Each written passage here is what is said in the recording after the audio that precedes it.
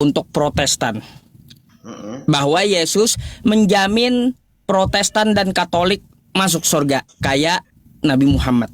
Silahkan. Kita ngikutin Kristen. Berarti beragama ikut-ikutan dong. Bisa dikatakan iya, bisa juga tidak. Iya. Perantara. Nabi. Nggak pernah ente sembah tuh perantara tuh. Kadang kita sembah juga. Ngapain disembah?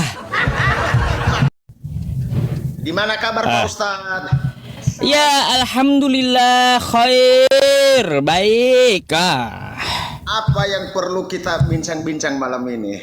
Banyak. Masih banyak kawan-kawan saya di luar agama Islam yang kurang waras gitu ya, yang tidak waras menyembah Tuhan yang bisa mati. Marilah kita waraskan yang tidak waras itu Pak Ustadz. Iya, mari kita waraskan yang tidak waras gitu ya. Ada. Apa ini judulnya ini? Apa judulnya ini Pak Ustadz? Nah, judulnya terserah aja, random kita judulnya, mengalir aja kita. Anakku jadi Tuhanku. Iya, anakku jadi Tuhanku. Saya sangat tertarik ini Pak Ustadz. Hah? Kenapa? Sangat tertarik. Oh, sangat tertarik. Judulnya anakku jadi Tuhanku. Memangnya ada gitu? Gimana ceritanya Pak Ustadz bisa anakku jadi Tuhanku? Jadi di abad pertama tuh ya ada tuh di Bethlehem, Nazaret sana seorang perawan yang katanya melahirkan Tuhan gitu. Disembah-sembah tuh, disembah-sembah. Kalaunya betul itu Tuhan, berarti wah ibunya sedang memperanakan Tuhan, kan gitu. Manusia. Kan kayak gitu ya, dia memperanakan Tuhan.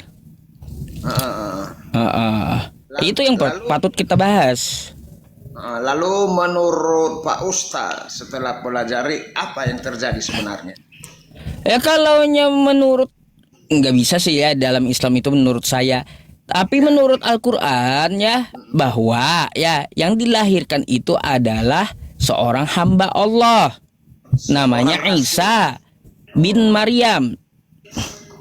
Ini saya mau bertanya sama Pak Ustadz, apakah Pak Ustadz setuju dengan pendapat saya bahwa Yesus itu adalah Nabi? Yesus Nabi, sepakat saya. Oh ya sepakat kita Pak Ustadz. Kalau Yesus Tuhan nggak sepakat. Bagaimana Pak Ustadz? Kalau Yesus Tuhan nggak sepakat saya. Iya, dia adalah utusan Allah. Karena di dalam Alkitab tidak ada Yesus itu mengatakan bahwa sembahlah aku. Betul. Saya Kristen Protestan Pak Ustadz. Lalu yang ente sembah apa bang? Kalau bukan nyembah Yesus? Karena Yesus itu perantara. Nabi. Nggak pernah ente sembah tuh perantara tuh. Kadang kita sembah juga. Ngapain disembah? Sama aja kau bohong kayak gitu. Kalau kau sembah juga itu perantara. Jadi kan begini Pak Ustadz. Kacau. Kita ini belum begitu memahami kekristenan itu sendiri sebenarnya. Mengapa? Karena kita belum begitu paham semua isi-isi Alkitab itu. Lalu saya juga bertanya-tanya, makanya sama Pak Ustadz saya naik bertanya-tanya. Jadi maksudnya mencari yang lebih bagus lagi. Jadi di Alkitab memang belum ada kata Tuhan Yesus bahwa sembahlah aku. Begitu. Lalu kenapa ente sembah bang? Udah tahu Yesus bilang nggak ada dia menyatakan sembahlah aku, lalu kau kenapa menyembahnya? Ya itu pertanyaan yang sangat menarik Pak Ustadz. Kita ini dulu kan beragama berdasarkan keturunan. Keturunan. Iya Pak Ustadz. Jadi kita dilahirkan di Kristen, pasti kita mengikut Kristen. Lalu baru kita memperdalam iman itu. Mungkinkah Pak Ustadz punya kenalan orang Nias? Saya berasal dari Pulau Nias. Banyak sih beberapa. Jadi gini bang ya, Ya. kalaunya Yesus kagak pernah contohin ke abang, ngapain abang lakukan? Coba mana dalilnya? Ya betul. Yesus memerintahkan Anda, jadilah kau Kristen, kata Yesus. Mana? Hah? Mana? Kalau nggak ada, kenapa kau jadi Kristen bang? Nah itu yang tadi saya bilang. Kita di keluarga Kristen, kita mengikuti Kristen. Berarti beragama ikut-ikutan dong. Bisa dikatakan dia, bisa juga tidak. Iya. Makanya pilih agama yang bener ya. Kan kita dimodalin akal ya teman-teman ya. Betul itu Pak Ustadz. Makanya saya berdiskusi dengan Pak Ustadz. Pingin bagaimana ajaran yang sempurna itu. Saya juga ya sudah. Apa yang abang mau tanyakan? Ayo silakan. Ya Islam itu kan saya belum begitu paham Pak Ustadz.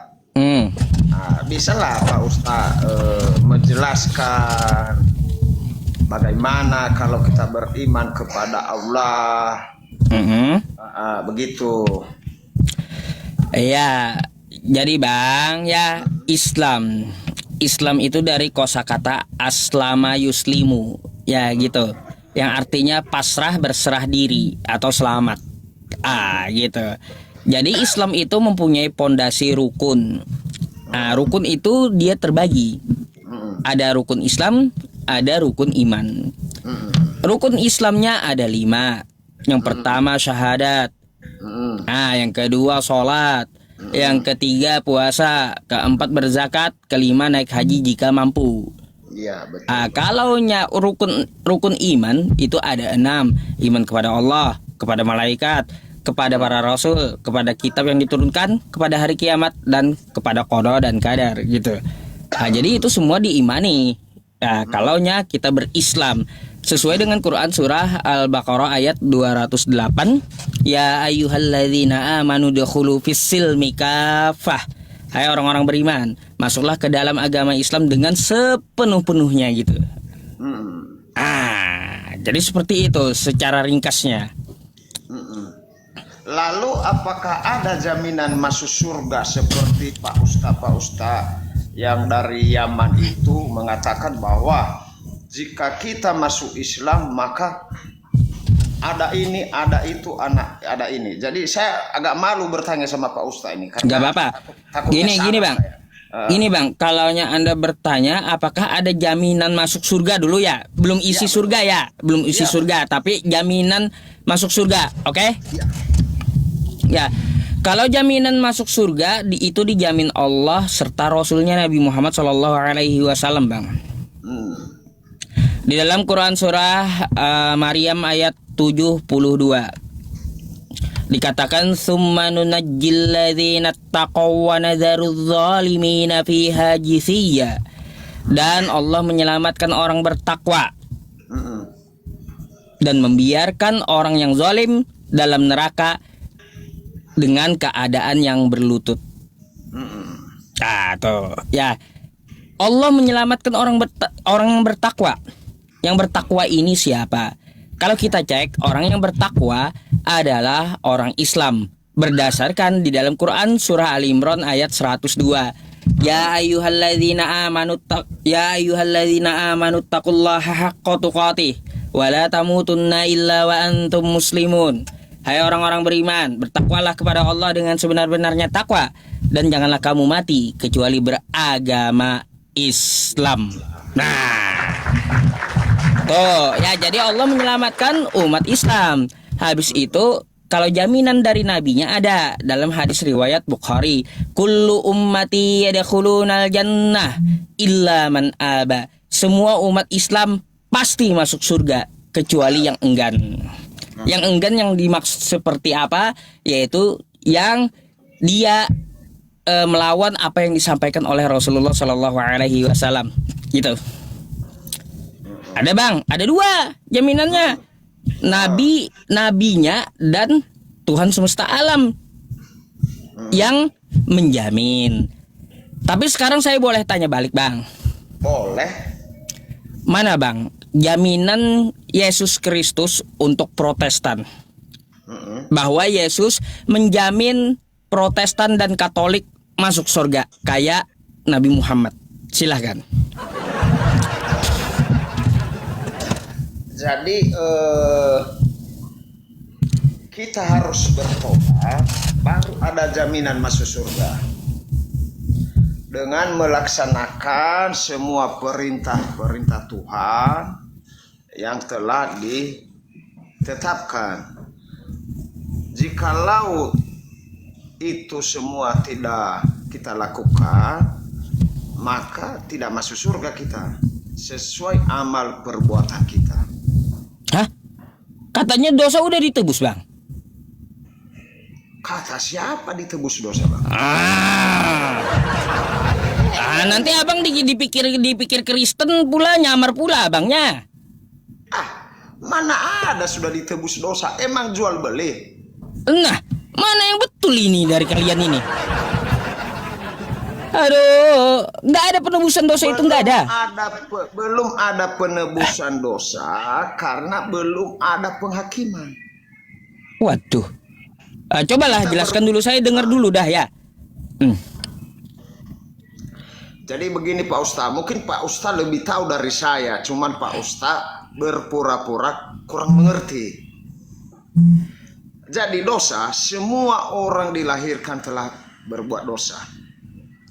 Dan upah dosa itu adalah maut.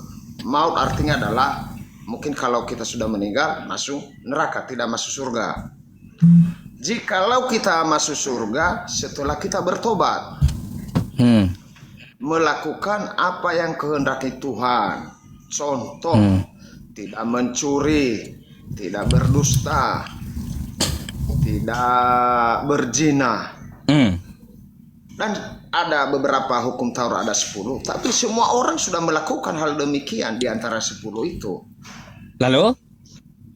Lalu upah dosa itu sesuai kata firman Tuhan adalah maut. Kematian yang kekal. Kalau gitu saya boleh tanya? Ya, boleh. Gini, satu aja ya pertanyaan saya dari awal tadi. Yesus mengatakan aku menjamin Kristen masuk surga secara tekstual. Itu satu, ya Bang ya.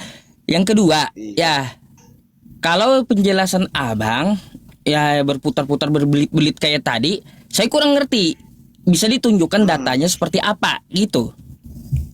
Kalau data belum saya hafal karena saya bukan pendeta. Oh, bukan pendeta. Pendeta pun nggak ada yang hafal, Pak.